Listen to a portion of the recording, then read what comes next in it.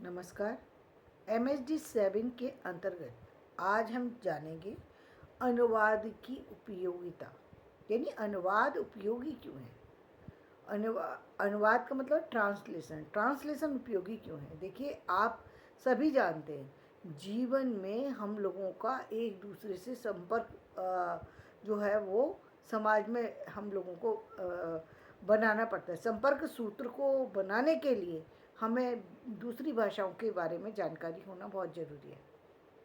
हम दूर नहीं जाते, हम सिर्फ इंग्लिश को लेते हैं। आप देखिए, जो लोग इंग्लिश के जानकार हैं उन लोगों को किसी काम करने में दिक्कत नहीं होती। वो चाहे कार्यालय में जाए, चाहे ऑफिस में जाए, या फिर किसी उनको किसी एग्जामिनेशन के लिए कोई फॉर्म भरना हो, या फिर वो कहीं किसी जगह होटल बुक कराना हो, कोई और जगह हो, विदेश जाना हो, उनको लिए कितना फ़ायदा होता है उनको सेकंड लैंग्वेज जान लेने से, कि वो इजीली उस बात को समझ लेते हैं। अब आपके अनुवाद अब ट्रांसलेशन यदि आपको आता है तो आप उसकी बात को अच्छे से समझ लेंगे, या आप उसकी किसी व्यक्ति को ट्रांसलेशन में दिक्कत हो रही है तो आप उसके लिए ट्रांसलेशन कर भी सकते हैं।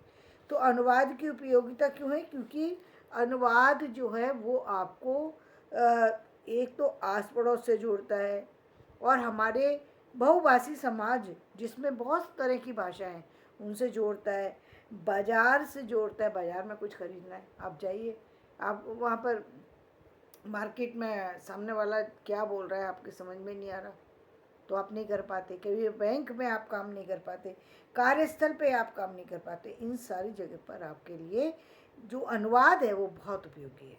इसके बाद अनुवाद कहाँ उपयोगी है? देखिए, विज्ञान, सामाजिक विज्ञान या शोध कार्य या अन्य चीज़ों के बारे में आपको जानकारी लेनी है। आपने केवल हिंदी में जानकारी ले ली, ठीक है, आप हिंदी के विद्यार्थी हैं, आपने हिंदी में जानकारी ले ली। अब मान लीजिए कि आपको विदेशी किसी बुक्स को पढ़ना है, किसी और चीज़ के बारे में नॉलेज लेनी है, आपको तो बिल्कुल पता ही नहीं है, आपको थोड़ा भी नहीं आता, आपको इतना भी नहीं आता कि आप उसको समझ भी सकें।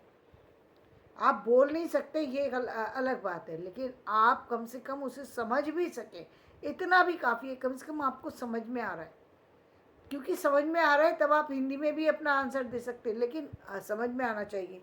तो क्या किसके लिए? कि आप अन्य लोगों ने क्या कार्य किए उनको पढ़ सकते हैं और उनको समझ सकते हैं। इसके लिए अनुवाद का ज्ञान होना चाहिए। संस्थान, द्विभाषिक संस्थानों में पठन पाठन के लिए बहुत ज़रूरी है, और अन्य भाषाओं का तुलनात्मक अध्ययन करने के लिए। अब देखिए, गारसा दत्तासी ने भारत आकर के ये सोचा होता कि मैं हिंदी का के बारे में क्यों अध्ययन करूं, ये मेरा मेरा तो कोई सब्जेक्ट नहीं है। तो आज इतिहासकार के नाम में इतिहास, आज हम उनसे इतिहासकार के पहले इतिहासकार के रूप में उसे देखते हैं, फिर तो कोई उसे याद ही नहीं करता। महत्वपूर्ण था, वो भारत आया और उसने हिंदी को महत्वपूर्ण समझा, तो उन्होंने हिंदी पे कार्य किया, और इतिहास में वो आज अमर हो गए।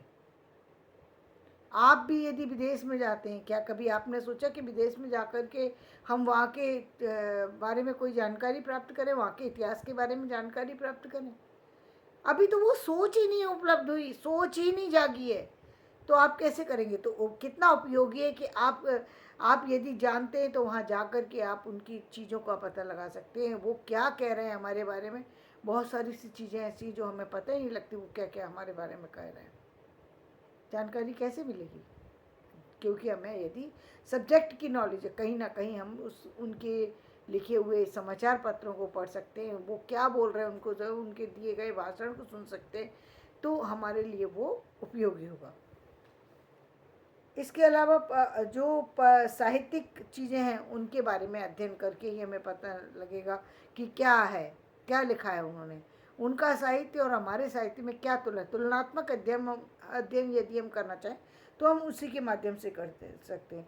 अंतर्राष्ट्रीय स्तर पर या राजनीतिक स्तर पर, आर्थिक स्तर पर और सामाजिक स्तर पर आज इतनी बड़ी दिक्कत आ रही है। जो भी हमारा डिजिटलाइजेशन जो हो गया है, अब हम लोगों को बहुत दिक्कत इसलिए आ रही है क्योंकि हमारे लिए इंग्लिश कहीं ना कहीं कमज़ोर है और कहीं ना कहीं कंप्यूटर कमज़ोर है, और दोनों चीज़ समाज के लिए उपयोगी हैं। ये तो सिर्फ मैं एक भाषा की बात कर रही हूँ। आप सोचिए, जो लोग बहुत सारी भाषाओं के जानकार होते हैं उन लोगों को हम ऐसे ही इग्नोर कर देते हैं।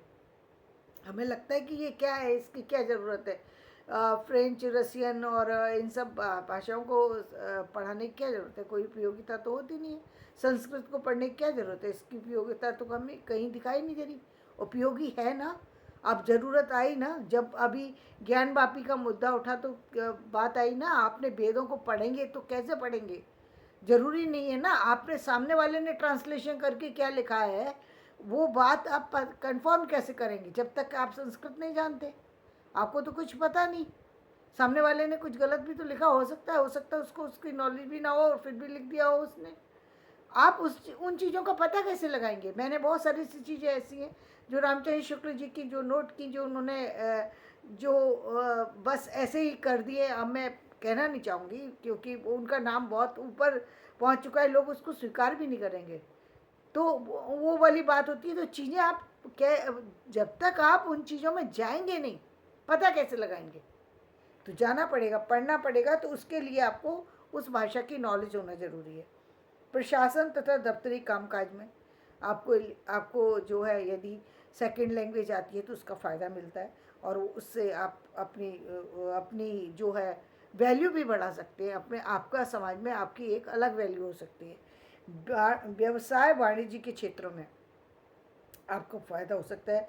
पत्रकारिता में फ़ायदा, ये तो आप सामने ही देख रहे हैं। पत्रकारिता में तो इसकी उपयोगिता बहुत ज़्यादा है क्योंकि पत्रकार व्यक्ति को तो हर व्यक्ति से मिलना पड़ता है। यदि वो सारी भाषाओं को का जानकार नहीं है तो उसके लिए कहीं ना कहीं उसकी मार्ग में, उसके काम में कहीं ना कहीं बाधा आती है। तो उसके लिए सेकंड लैंग्वेज और सेकंड लैंग्वेज के रूप में कम से कम उसको अंतर्राष्ट्रीय लैंग्वेज से तो परिचित होना बहुत ज़रूरी है। यदि वो किसी बड़े जो है मैगजीन से, बड़े न्यूज़पेपर से जुड़ा हुआ है तो उसके लिए अंतर्राष्ट्रीय लैंग्वेज के बारे में इतनी जानकारी होना तो ज़रूरी है कि वो उनको अच्छे से समझ सके। बेशक वो पूरी बातें अपनी ना रख सके, कोई बात नहीं है, लेकिन कम से कम उसको उनको वो क्या कह रहे हैं इसकी समझ तो ज़रूर होना चाहिए। मनोरंजन के क्षेत्र में अभी देखिए इतने सारे खेल जगत का इतना सारा वो हो रहा है। यदि आपको जानकारी है तो आप वहाँ हर चीज़ को आप नोट कर सकते हैं, हर जगह जा कर के वहाँ पर अपनी एक निश्चित स्थान बना सकते हैं। तो आपने देखा अनुवाद की उपयोगिता कितनी बड़ी है, अनुवाद कितना उपयोगी है। अनुवाद के द्वारा, ट्रांसलेशन के द्वारा आप अपनी छवि समाज में एक अलग बना सकते हैं और ये जीवन में आपके साथ साथ आपके कार्यों में कितनी मदद पहुंचाता है। तो धन्यवाद। यदि मेरा ये जो विषय है पसंद आया हो तो इसे लाइक करें, शेयर करें और सब्सक्राइब करें।